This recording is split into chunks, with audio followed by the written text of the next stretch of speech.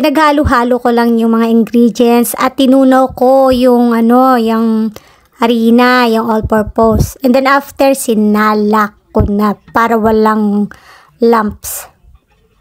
And then, yung kawali, lalahiran mo lang ng olive oil. Lahir lang, hindi yung talagang mamantika. Lahiran lang. Para hindi sticky talaga yung kawali. Maano yung aking apoy dyan malakas. Tapos saka ko siya pinahinaan nung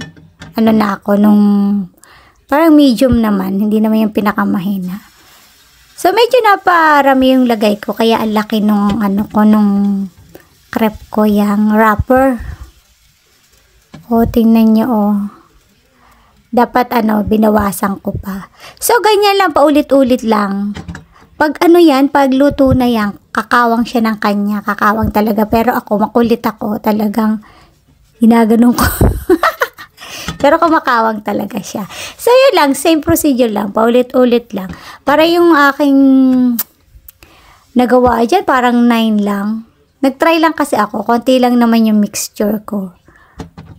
Baka kasi palpak, pero hindi palpak. Ang ganda. Ang ganda ng kinalabasan. Ang lambot-lambot.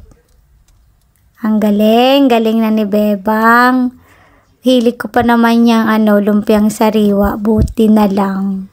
Marunong na ako. Diba? Kahit anong gulay, pwede dyan. Basta igigisa-gisa lang yung gulay na kahit lang ako, kamote lang, carrots, at saka yung sprout lang. So, yun lang mga kabebang. Hanggang sa muli. Maraming salamat. O, diba ang ganda? Bye-bye.